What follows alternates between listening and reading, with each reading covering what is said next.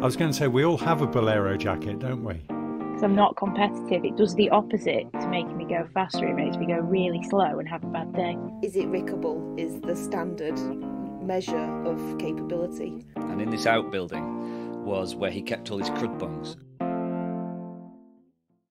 Hello and welcome to this week's Single Track World podcast. I'm Hannah.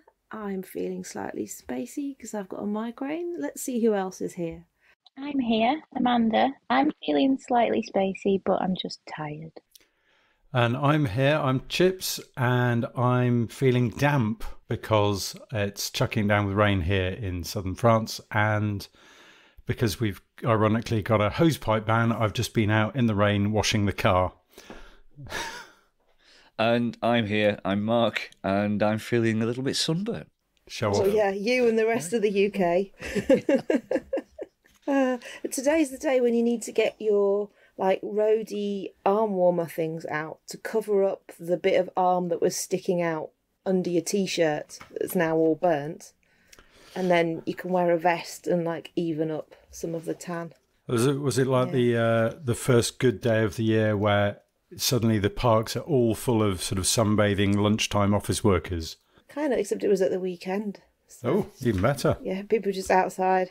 So, and if you wore a halter neck on the first day, you now need a bolero jacket to cover up all the burnt bits. How do you deal with where your glasses were? Wear a balaclava. Oh, a balaclava, yeah. Oh. I was going to say, we all have a bolero jacket, don't we? Do we? I don't. No? I do have sleeves, roadie sleeves, done in that style that makes it look like you've got a tattooed full sleeve, which I still think are cool. Yes. No, I think that's cool. what you need today to cover up the burnt arms. No, my sunburn isn't on my arms because I haven't been riding a bike this weekend. My sunburn's on my forehead. Oh, yeah. You need a baseball cap. Wandering around Manchester, sitting outside some bars on Saturday before we went to our left field gig. Ooh. Which was the most middle-class rave I've ever been to in my life. Okay, well, while Mark was raving in Manchester, Amanda, what were you up to? I was at the Boltby Bash Enduro in Boltby. Which seems to have been where everybody has been this weekend. Yeah, so I've never been to it before, but when the entries opened, well, prior to the entries opening, there was a group chat form to say, you need to get on this because it'll sell out. And I thought, it's been going for years. And surely Hard Rock's the only one that sells out. But no, it did sell out really quick. And we managed to get tickets. I went with the Tuesday night group, the local Hebden Bridge Ride Drink Pie group, which merged in with Chips's old riding group, the MMPR. MMPR. Monday night pub riders. Can you explain what the event is for people who don't know? So it's a 5-stage enduro race where it's about 30 kilometres and 800 metres of ascent. So it's not crazy numbers in terms of enduros. They have a practice day and then a race day, which there are some enduros that you do blind. But they have a practice day because I think it's entirely on private land and the transitions are on bridleways, but basically it's all trails that you can't ride outside of the Boltby Bash, which is why it appealed to me, because I'm not competitive, so racing in England to me just seems like I'm paying to ride my bike on things that I could ride anyway. So this one it's a bit like Hard Rock in that it's the only time you get to ride those trails, so I thought I'll give it a go, and it was just such a fun event. The weather was perfect and the organisation is great, yet it's got a relaxed vibe. Like sometimes if you go somewhere and it's a really relaxed atmosphere, that also means a bit of disorganised chaos comes with it, but it was all really well, marshals everywhere. Whenever you needed to talk to an official, there was an abundance of them in vests and really good signage. There was water on the track, which sometimes you head out for the day and you can't find any water. I can't fault it really. I just had such a good time. And for the first time ever, I actually left my timing chip on whilst doing the stages, because I usually enter a race and then I do the practice and the race day, but I don't wear my timing chip because I don't like what it does something weird to my head. because I'm not competitive. It does the opposite to making me go faster. It makes me go really slow and have a bad day. So you But just make it so I'm that you haven't got a timing chip on, and then the race organizer doesn't know where you are at any point, and everyone thinks that you're home safe when you're actually lying in a heap somewhere. Chips is nodding with his race organizer hat on. Thinking this, I've always done the practice and then I've taken pictures on the race day. So it's not that I haven't gone round and got in the way of the actual races. I've just sort of paid to do half a job. But I wanted to ride it all again this time, so I put the chip on. And how was it? It was great. It was it's not a difficult race. There's no features that are really committing, and if there are any, there's a beeline around them. But there were some things that are well within my capabilities that, because they were a built feature, not naturally part of a trail, I didn't like them. So I don't like woodwork. I'll do a big, like if there's a tabletop that's made out of dirt, I don't care how big it is, I'll try and get over it. Same with drops and steep chutes and all that. But if it's made of wood, or what else do they make things out of? Like if it's intentionally built and it's not sort of naturally part of the landscape, I tend to not like it. And there's all these at the bottom of stages 3 and 4, big ramps in the field where you're just landing on a grassy slope, and I just didn't like the look of them. So on the practice day, I just avoided them and thought, I don't need to do those. And the beeline's fine because I'm not competitive. And then something came over me in the atmosphere of all the Ride Drink Pie group, like trying to better themselves and trying new things and, asking how to do something and then just going and trying it and seeing if it goes. I thought, if they're doing that, then I probably should try. So on the race day, I did every single one of them and they all went fine. I have seen photographic evidence of Rick, who wrote the Slimefoot slide and is the subject of Barney's mocking in many a classic ride. I've seen Rick flying through the air deliberately looking rad, which is quite unusual. Is this the Rick that had a bloody nose at the end of it? That is the same Rick, yes. But I think he landed the jump. He did. So in practice, he was following Vicky down. So Rick's got a select few people that he trusts, that he can follow them into something and they will stop if they really don't think he's got it. So he followed her down, didn't question it, jumped off them all, and got loads of confidence. And then on the race day, I don't know if he got like race rage or he was just caught up in the moment, but the biggest one of them that, having looked back at it, I think if I had looked at it, I wouldn't have jumped it. It was really big. He sort of nose dived on it and his bike went into the next town. It flew so far. I don't know exactly what happened, but of all the people to crash, Rick was having the best weekend because he'd done so many things that he never thought he'd do. And now it seems like for anyone that knows him but didn't go, they're just going to remember that he tried to do an enduro and he boshed his nose. But really, he rode everything perfectly in practice and he was just a bit excited. It was Rick that got me to do the jumps in the first place because I basically thought, if Rick can do them, I should at least try. If it's Rickable, it's the manderable. That is, so for those who aren't Ride Drink Pie members listening, who is most of you, is it Rickable is the standard measure of capability. You've probably got somebody else in your own ride groups that like if they can do it, then everybody can do it. But Rick has got more rad, so is it Rickable? Is a ever moving. It's a sliding scale now. Yeah. But had I realised that he was going to be flying through the air, I'd have given him a full face to try out. And a GoPro. Yeah. Yeah, to be honest, a full face would have saved him. And Boltby isn't full face territory unless you're going to go really fast or you're going to test yourself. Although I say that, and you can hurt yourself in a car park, so... Yeah. Okay, so Mark, you, just before the weekend, were up to things that were, I think, more staid than enduro racing. But, I don't know, conferences with publishers might be. That's true, yeah. How do I make this relevant to a mountain bike audience? publishing. Publishing, yes. It's Yeah, about mountain bike magazines. I was in Derbyshire at a hotel in the middle of nowhere, which is very nice, with a group of it was this sort of small to medium-sized publishers, independent publishers. It was very nice. It was very cathartic. We were all sort of sat there together, sort of crying on each other's shoulders about the state of the publishing industry. But I won't go into the details of all the stuff that we did. I did a talk, actually, because we were invited to. A number of us were invited to actually, obviously speak at a conference. That's the whole point. And my talk was on single track's greatest mistakes. Oh. So, yes, because I've been to these conferences before and they're all full of people who stand up there in front of a podium and start banging on about how marvellous they are and look what we did and this is amazing. And I think there's good learnings in some of the greatest mistakes. Chips will remember some of these. I started off with the classic, which was to launch the magazine on the 1st of April, 2001. Not only that, but in the middle of the foot and mouth crisis when nobody could actually go outside and ride a bike in the countryside.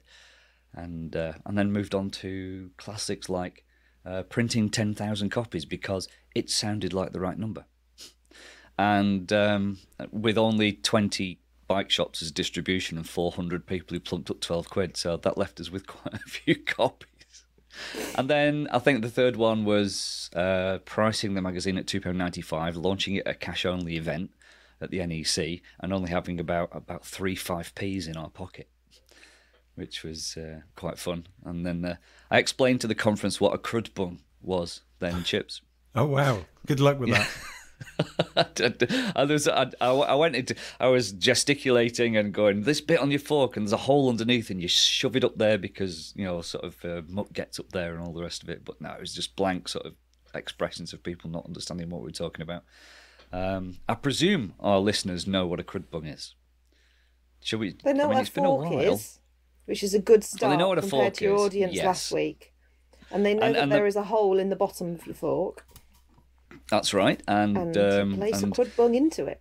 That's right, and all the crud bung was a little tiny round disc with some little sort of plastic bits that stuck, that sort of wedged in the crud bung. And it's this crud bung was, should we say, it was invented by Mr. Tompkins of crud bung fame. And before Single Track, when I was freelancing for MBUK, I went up to see him to interview him. And during that interview, he showed me an outbuilding. And in this outbuilding was where he kept all his crud bungs. And the only way I could describe it is it was an old stables. As he opened the door, where normally a horse would go, was a mountain of these little red discs. And the reason he had so many was because MBUK talked him into making this crud bung so they could stick it on a cover mount. But back then, in the days of magazine distribution, I think they probably needed about 100,000 to cover mount the entire print run. But the trouble was that the manufacturer of these crud bungs had a minimum order of something like about 1 million. So he had he supplied MBUK with them, and then he was left with this literal almost 1 million of these little discs. And I remember saying to him, "Those look amazing. I must have some." And he just gave me a bin bag. He said, "Help yourself." So I filled up a bin bag of these things and came back to the office. I came back home. We didn't have an office then. And then they sat. And then when we launched Single Track, we decided there must be something we could do with these. And we took a whole bag of them down to the NEC when we launched issue 1. And thank God we did, because those became currency. So when people handed over 3 quid, we gave them a crud bung as their 5p change. So we actually set a value onto a crud bung. A crud bung officially is worth 5p. That's what they're worth. So if anyone's got any stuck away in a cardboard box somewhere, you now know how much they're worth. So that was a story I told. I told many others as well. But it's interesting, at dinner after the conference, people were asking, these non-biking sort of publishers were, we were all socialising. And we got onto the topic of bikes, obviously, because you kind of would do. And was asked, e-bikes, they're great, aren't they? Yeah, I've always wanted an e-bike. And there's lots of people saying, how much would I need to spend to get, a reasonably good e-bike, a mountain bike e-bike? And I said, yeah, you're probably looking at, you're looking at about £3,000 really, and just the staggered faces around the table that this is how much bikes cost. And I went into the whole thing of explaining why they cost that much, but it's such a hard sell. And so I kind of realised that there are cheap bikes that aren't e-bikes out there, and you can go mountain biking for £500. But when you're trying to convince somebody or trying to explain to them that even a non-e-bike can go up to like £10,000-12,000, I just realised, we're in a kind of a privileged position that we generally talk to other cyclists and other mountain bikers, and where the conversation is a little easier.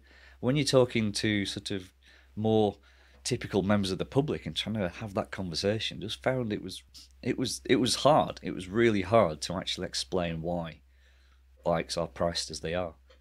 I think it's pretty hard to explain why bikes are priced as they are to lots of our readers as well, actually, because I had the experience of digging out my own personal mountain bike the other day, because I was between test bikes, and so it's a 9-year-old white 901, which when I bought it was quite progressive. It was rad. People thought that the head angle on it was a mistake because it was so slack. And yeah, I dug it out and rode it. And there's plenty of our readers that will be riding a bike like that was, upper end of their budget when they bought it, and they wanted it to last plenty of years. And it made the ride quite interesting, as compared to modern bikes. So there has been a massive advance in technology in recent years, and that £1,500 hardtail that I bought back then, yeah, lots of people are riding around on that and thinking, why would I want to spend another £2,000 now on something that, how much better will it be? And I think the answer is that there are aspects of it that are quite a lot better. Yeah, I did try and explain that, you've got the law of incremental gains, that when you buy a £500 bike and then compare it to a £1,000 bike, the £1,000 bike can be so much better, quite obviously better.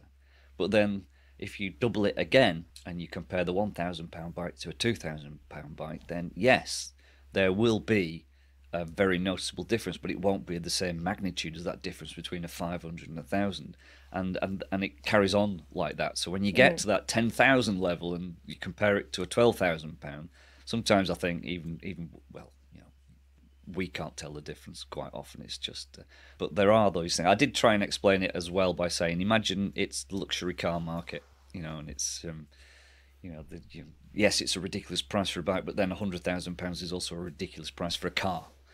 And when you can buy a car for £10,000 brand new, it's kind of like that. But still, even though some lights went on and people started to nodding, I got the impression they were kind of still like just nodding politely and going, yeah, get it, but this is a whole other world to a lot of people.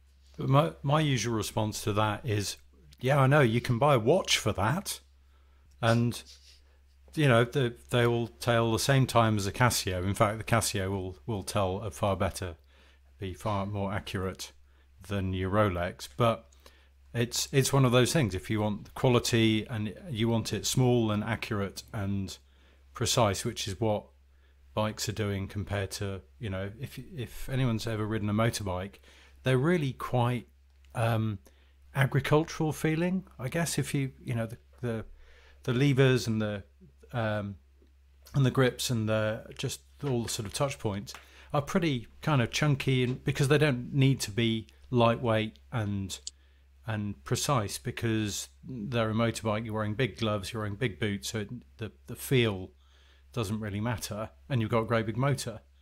Whereas on a mountain bike, you've got a lot of the technology that's come from motorbikes and cars and all that sort of high tech stuff, but it has to be tiny and it has to be lightweight because you're lugging it around yourself, and that's where a lot of the initial cost is, in just making it smaller and lighter, with materials that you don't get on a car because it's too expensive, or a motorbike. There aren't there are very few carbon fiber motocross components because they're just too expensive because they're too massive. Whereas on a bike, it's kind of necessary because you need that bike to be at least liftable. So, Not in the case of many e-bikes. no, you can kind of push it around and shove it with your knees. So for those people listening that are wondering what I might have noticed about my old bike versus current modern ones. So yes, my bike's geometry was rad when it was launched and is rad no more, but that's kind of overcomeable, I think. And yes, my bike has a front derailleur, which took a minute to get used to, but again, that, I feel like that's neither here nor there. One thing that drove me slightly crazy was that I've still got an old plunger style dropper post lever actuator thing on my bike, and that really makes a difference to how you can use your dropper post. Like, you have to sort of get to the top of a descent and remember that there's a descent coming and put your dropper post down. You can't just do that sort of, oh, I'll just put it up and down for a couple of meters or whatever, like you would with an underbar lever one. I need a new tyre. Rear tyre's bald, but that's fine. The brakes were quite exciting, but they still work. But the thing that really threw me was the fork has never been serviced. Oops. Needs some attention. And it was just so unpredictable that I kind of wished I'd just ridden my Stooge instead, which is completely rigid. And I think that having a fork where you don't know what it's going to do when it hits things is probably the most unnerving part of a badly set up bicycle. And that'll be the experience of lots of people on cheap bikes, like the cheapest ones that you get today. That you don't know when you go off something whether it's going to swallow all the travel and then boing back at you suddenly, or whether it's just going to slightly move an inch. That kind of thing. So yeah, those were my observations. Chips's mouth is moving, but he's making no noise at this point. Let's try again. So he's obviously got something important to say. I was just going to say I've found a 2013 review, not by us, by Guy Kesterman, of your white 901, and it says, has a seriously slack 66.5 degree head angle. The last time we rode a hardtail with head angle this slack, the designer admitted it had been a mistake. Even we mistakenly thought it said 68.5 degrees on the website, because 66.5 degrees is full sus downhill territory. But no, there's no mistake here. White fully intends to kick out the front wheel way out front on an already generously long frame, and then let you steer it with a super fat 70mm stem and ape hanger 750mm bars. 70mm stem. Wow. Yes. Practically a rudder. And that's 10 years ago. How things have moved. Yes. And so that's the bike that I've got, and obviously it's had quite a lot of rest time, because when I've got test bikes I'm not riding it.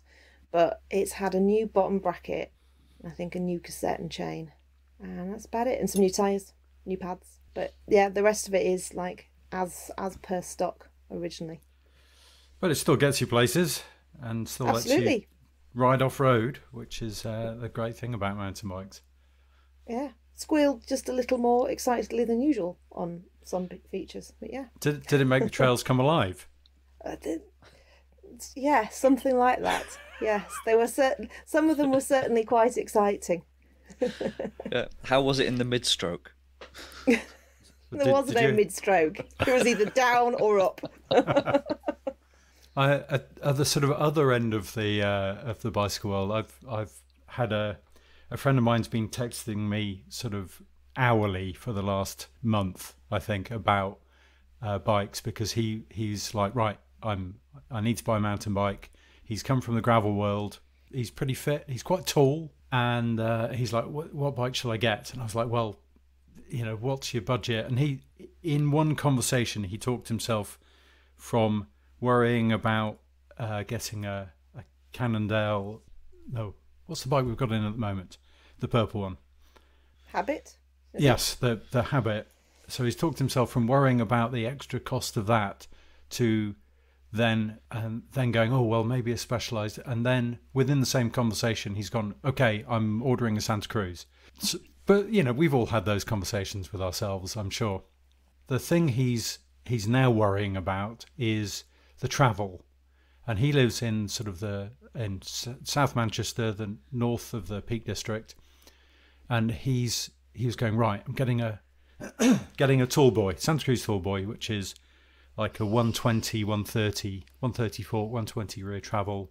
Santa Cruz call it the downhillers cross-country bike. And he was like, okay, I'm getting one of those. And he's like, oh, but how about a Hightower? And Hightower's the next travel up. It's a sort of 150, 140, 150 fork, 140 rear travel bike.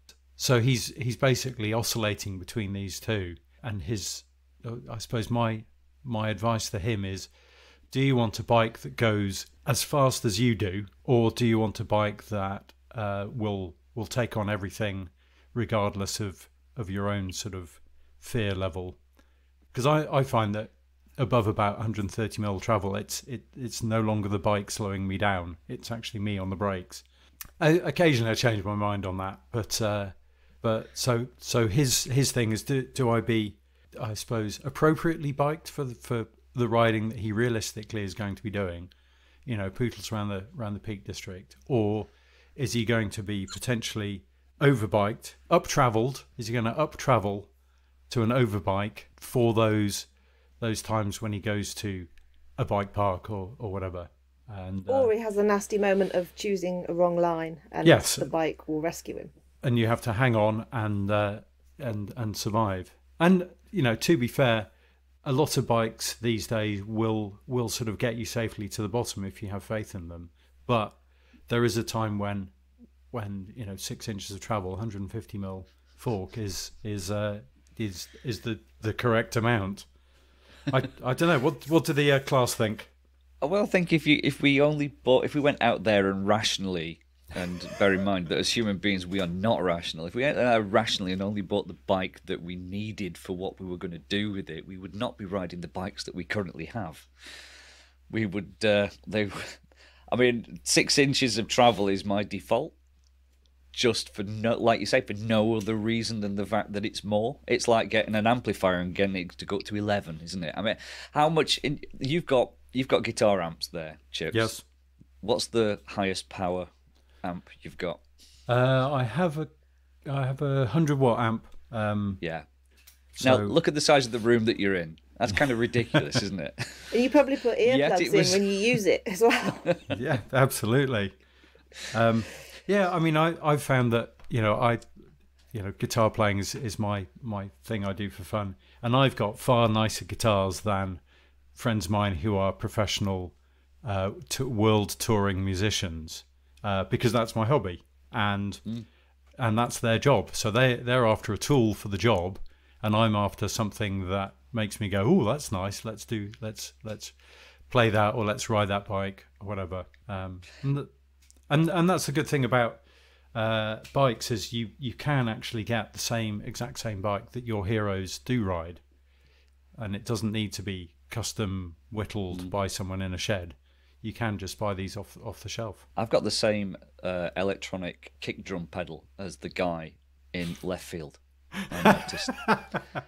And for exactly that reason, there's no real requirement for me to have such a pedal, but I'm very glad I've got it. It's cool. It's the same with mountain biking. This is the point, isn't it? The point is that we're probably all overbiked, to be honest. Most of us are overbiked, but it's because it's a hobby, and that's the way that we are. It's not a rational thing to get yourself on a bicycle and take yourself to the top of a hill and hurl yourself down it. That is very irrational, but we do it. We do it, and we spend an awful lot of money on it. It's kind of the argument, I think, roundabout that I had at that publishers' conference in the end. That I said, look, it's just people spending a ridiculous amount of money on their hobby. But yes, there were still many blank faces when I told them that, yes, I went riding I've tested a bike that cost literally £14,000, and they were just dumbfounded by that. Well, having done a bit of a roundup then of stuff we've been up to and thinking about, let us segue to the fact that we have an actual website with news stories on it. And I would just draw people's attention to the news that frame building in the UK has been classified as an endangered craft. By whom? The Heritage Crafts Association. Ooh. There are all sorts of things like orreries, I think. I can't even say it.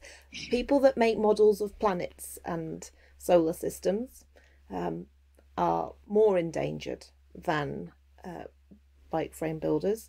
And there are some crafts that are extinct in the UK. So lots of the things that are on there are like people that make stuff for bows and arrows or whatever. Go on, Amanda. Tell me an extinct one. I want to know what one of the extinct ones is. I'll have to look then one I up. can get a monopoly in it if I'm good at it. But then you'd have to learn it. So that's part of the thing of like why they're extinct, is that there isn't anyone with the skills in the UK, and there's no teaching opportunity as well. They look at a variety of things: the number of people that are earning a living, and then the number of people that know how to do it or are doing it as a sideline, and then the number of training opportunities. So let's see, lacrosse stick making is extinct in the UK.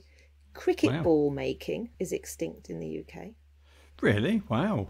Yeah. And bell founding is I was looking, critically endangered. Critically endangered because number of professionals in the UK is 11 to 20, with 1 to 5 trainees, and current total number of serious amateur bell founders not known. Yeah. So gold beating, Amanda, you could probably do that one quite well. That's making gold leaf. That's extinct as well. Sounds like you need quite a sum for starting up. How do I get my gold? You just get some old jewellery. Just whack it. Yeah, I don't know. And one that is extinct this year that was critically endangered before is mouth-blown sheet glass making, which is like the, if you see ye olde Victorian-y window panes and they have a little sort of circle in them. I think that's the ones that have been made by, I think this is right.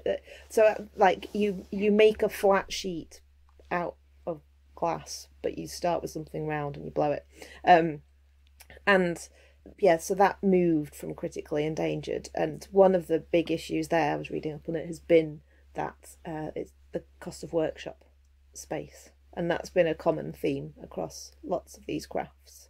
And that once you lose one craft, others tend to fall with it, because they'll have lots of like small communities of interdependent craftspeople working on these things, and the person that makes mouth-blown glass flat planes may also be doing some other form of glass craft, and when they can't afford the workshop space anymore, both things fall by the wayside. Wouldn't it be nice then if, given there's less demand for office space because lots of people worked out they can work from home, if all the big cities gradually turned into basically turned into Hebden Bridge, but craft bigger. Squatters. Yeah. Yeah, because the office, our offices have been sat empty. Like, let's sell them as a workshop to the glass blowers. Yeah. And so you could have, along with bicycle frame making, looking at the list here, new critically endangered crafts, you could have arrowsmithing, which is that fletching, bow making, chain making, coppersmithing, encaustic tile making, hat block making, plume making, silk ribbon making. They're all coming together, aren't they? Straw hat making, so silk ribbon on your straw hat, on your hat block. Sussex trug making and whip making are new critically endangered for 2023, and bicycle frame making is merely endangered, but obviously it's there aren't that many people earning a living from it, along with mechanical organ making, silk weaving, and Cornish so hedging. A lot of the things that are listed, you can kind of see, like, this is stuff that when we had Knights of the Round Table running around, we needed lots of, and now we don't. But bicycle frame making feels like something that's still relevant today, and so its inclusion on the list seems particularly sad to me. I have some questions about how extensive and accurate the research is, because there's a lot of frame makers that me and the forum have identified, readers have identified, that aren't on the list, and there are clog makers that are down the road from me that are not on their list of clog makers. So I think there's certainly gaps in some of the research that they've done. If there's like two crafts that I know something about and can identify missing people in, but yeah, I think it kind of falls into a interesting discussion about what does your economy do and where do you place value. And so that's on the website. Go to singletrackworld.com and look it up. So Mark, have you got a story that caught your attention last week? I haven't got a story that caught my attention in terms of catching my eye. A product this week has caught my eye, and it will be on the website. It'll be in Fresh Goods Friday on Friday, and I've been doing this for 20 years now, and it's very rare that a product is actually now, because I'm old and cynical, actually catches my eye, and I go, wow, this is another level. And it's a bike rack, of all things. We've got a new bike rack. It's a tow bar bike rack. It's a new two-lay rack. It just landed a few days ago, and I got to play with it and set it up yesterday, and it's actually blown my mind. It is just phenomenal. It's a tow bar mounted rack. It folds up to the size of probably a suitcase. It's got a handle on it. You can just lift it up. You can just drop it in your boot. It doesn't fill your boot. You pop it out, you drop it on, and within about literally 5 seconds, it's up and ready to go. And everything is built into it. So the electrics are on there, the number board, the straps are all built in, and you can put a bike on it and literally strap it up in maybe about 15 seconds. And then go. And I've never experienced such a remarkably useful bike rack or easy to use bike rack as this in 20 odd years of attaching bicycles to cars. Yeah, it's got me really excited. It's just a bike rack, but I'm really, really excited about it. Do you still have to scrabble around? Do you still have to scrabble around on the ground trying to get the socket into the accessory port? That is probably the most fiddly bit, and it's not that fiddly. Well, certainly not on our car. Your mileage may vary on that depending on your car, but the actual electric accessory plug on our car is really easy to get to. But yeah, that is probably the only fiddly bit. The putting your bike on, getting it on, fastening it up. And what's amazing is it's a 2-bike rack, so I guess that means that there's a bit more room. But both bikes can go on, and they're just miles apart in terms of there's no part of each of those bikes that's in contact with each other. So there's no faffing around with bits of plumber's tubing on the bottom of your forks and things like this that you normally get, because they're literally, you carry these 2 bikes and they're not in contact with each other. It's just maybe that's another endangered art, is the Tetris of trying to get 3 bikes in a 3-bike rack, where the arm has to go through the frame, past the rear shock of the middle bike, and then you've got to get on there. Yeah. Yes, drop the seat post of the middle one, but not all the way down, and yes. the one on the inside, the seat post, is about 3/4 of the way up, and one of the bikes has to have its handlebars turned just slightly. Yes. Yeah, there's none of that. It's great. So anyway, check out Fresh Goods Friday for the details on that. Obviously, I've probably just given a bit of a review, but that's like a first look review. We haven't actually been sort of out and about driving around with it, so that will come. There'll be another full review of that on the website, probably shortly after. But that's what's caught my eye this week. Okay, Amanda. Ooh. Yeah. What's caught your eye?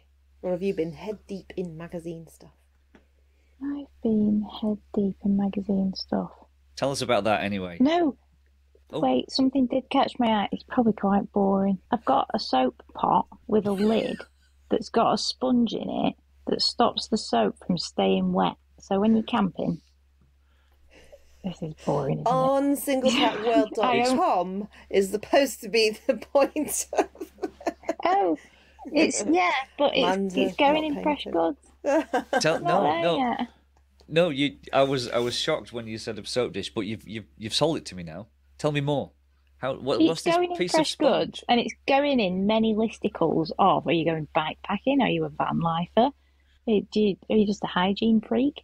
It's just a plastic soap pot, and it's got this magic sponge in it that I don't know what it's made of. But you use your soap, you put it in the pot, you put the lid on, and you can chuck it in your bag or your van or wherever. And next time you come to it, your soap is dry. You don't have soap Which dribble all over your sponge bag.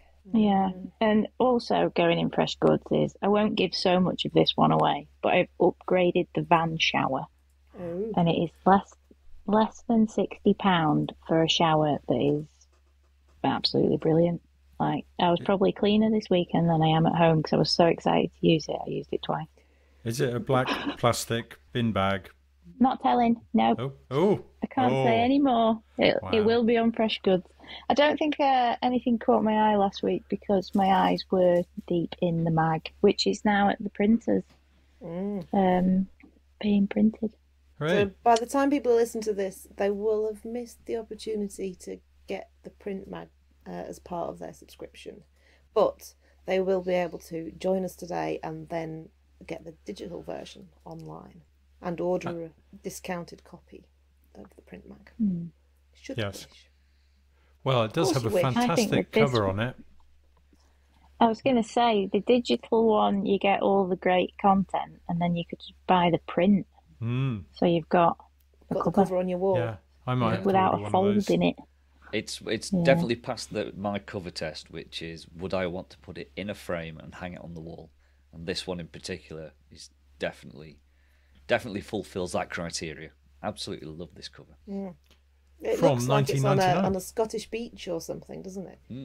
But it's Yes. Go on then, Chips. Have you seen anything on the site this week? I too have mostly been staring at magazine proofs. So apart from that, and I guess I should, it's raining, which we don't see very often here. So I've been delighting in that briefly. Well, I know that you noticed the demise of Too Pure this week because you also noticed the bargainous deals on some Ibis bikes. Did you resist the urge to buy yourself an Ibis? So far, but having looked around the internet, there are several places that have much bargain Ibis bikes. Ripmo AF, talking of overbiking or up travelling. There we go.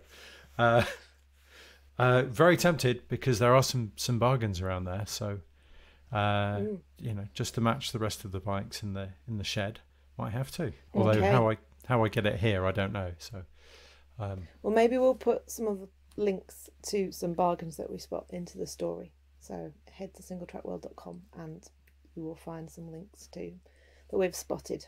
Yes. Don't go if you don't want to save lots of money on bikes. Okay, well, at the end of this podcast, I think the meds have kicked in and the migraine wiggly lines have kind of gone now. So I should probably go and write some other words. Go and pound some coffee. No coffee. Or some gold leaf.